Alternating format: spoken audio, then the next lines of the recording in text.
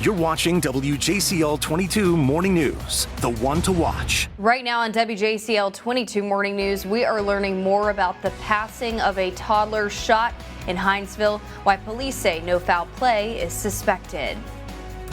And a ferry dock crash on Sapelo Island under investigation, the condition of the 41 passengers aboard this morning. Plus, the resignation of a controversial congresswoman, why Georgia Representative Marjorie Taylor Greene is giving up her seat, and how the president is responding. But first, let's take a look outside to see what it looks like on your Sunday morning. Just a gorgeous start with those blue skies over the Savannah River. Gorgeous. Thank you so much for starting your day with us here at WJCL 22 Morning News. Good morning. I'm Lydia Blackstone. We're going to kick it over to meteorologist Catherine Liberta to get a check of your weekend forecast. Catherine, how's it looking? Well, Lydia, we are seeing some low visibilities around the area right now, especially for some spots west of I-95. You see Reedsville, Metter, Baxley, all under a mile with that visibility. Glenville, 1.5 miles. And we're starting to see some of that fog start to let up just a little bit. But we do have a dense fog advisory that is in place until 9 a.m. this morning. That includes Jeff Davis County. We're seeing Appling County, Pierce, and Bacon counties all included in this dense fog advisory. And then that continues to push further west. The rest of us not under that advisory this morning, but temperature-wise, we're sitting in the 60s right now, still the 50s for portions of the low country and in Screven County. We are going to continue to see these temperatures warming up today. We've got a lot of sunshine on the board today, and that's going to help us heat those temperatures up into the high 70s. I'll have the detailed look at your forecast for this week and give you a look at when temperatures are only going to get up kind of similar to this for the afternoons as we go into later this week. Lydia? All right, thank you, Catherine. Right now, Hinesville police are investigating after a toddler died from an apparent self-inflicted gunshot wound.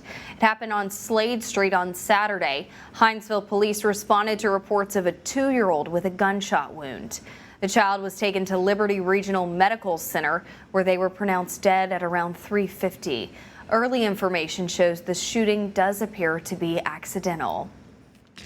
Sapelo Island visitors are using a secondary dock after a ferry crashed into the Marsh Landing dock. The Georgia Department of Natural Resources says it happened Friday around 4:15. A total of 41 passengers were on board. Thankfully, no injuries were reported. DNR has notified the U.S. Coast Guard to investigate. The crash comes a little more than a year after Sapelo Island's gangway collapsed, killing 7 people and seriously injuring several others. Back in June, the families of those killed in the collapse filed a lawsuit against the construction companies involved in building the gangway. You can read about that lawsuit over on our website, WJCL.com.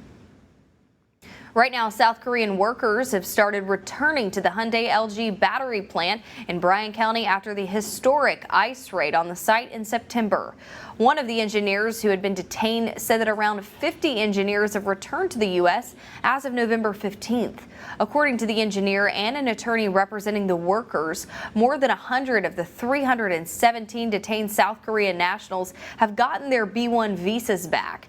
Their attorney says none of the B-1 holders had to reapply. He urges that it shows the workers were in the U.S. legally to install equipment at that factory.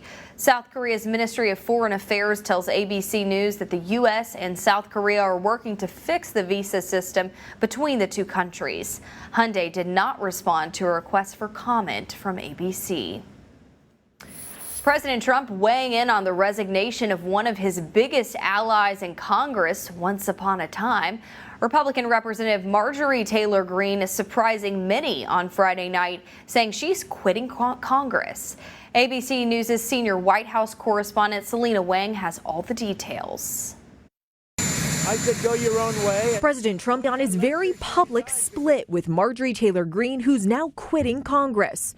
I'll be resigning from office with my last day being January 5th, 2026. For years, Greene was synonymous with Trump's MAGA movement, standing firmly by his side after the January 6th Capitol attack. But lately, a growing rift in the relationship.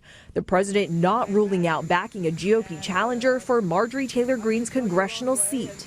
Once I left her, she resigned because she would never have survived a primary. It all started when the Georgia Republican accused the president of betraying his America First campaign promises, publicly criticizing him on several issues. I just disagreed with her philosophy. Green then pushing for the release of the Epstein files, Trump calling her a traitor. Standing up for American women who were raped at 14 years old, trafficked and used by rich, powerful men should not result in me being called a traitor and threatened by the President of the United States. In her announcement last night, Green speaking directly to the president's base. If I am cast aside by the president and the MAGA political machine, then many common Americans have been cast aside and replaced as well. But the president not ruling out a reconciliation.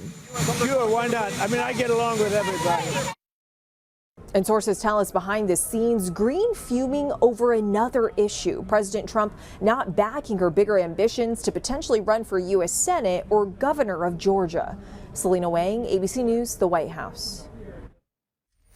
A South Carolina man is facing numerous charges after leading police on a brief chase. The end of the chase was all caught on video. Police say the suspect was in the midst of a crime spree when it came to a crashing in outside of a home. Those homeowners thankful that their family is okay, but they're still in shock by what unfolded Wednesday in their quiet Inman neighborhood. It all happened so fast. Hearing the loud sound that just kept getting louder and louder, and then the even louder crash of everything, immediately knew something near the garage had happened, and that's when I opened the door of the garage.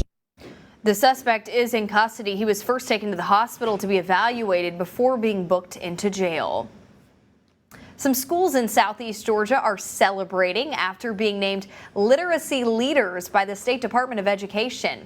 You're looking at a map showing the districts with schools on the list. In total, 26 schools from across Bryan, Bullock, Effingham, Chatham, Screven, and Wayne counties were named. We have a full list to show which schools and what awards they received over on our website, WJCL.com.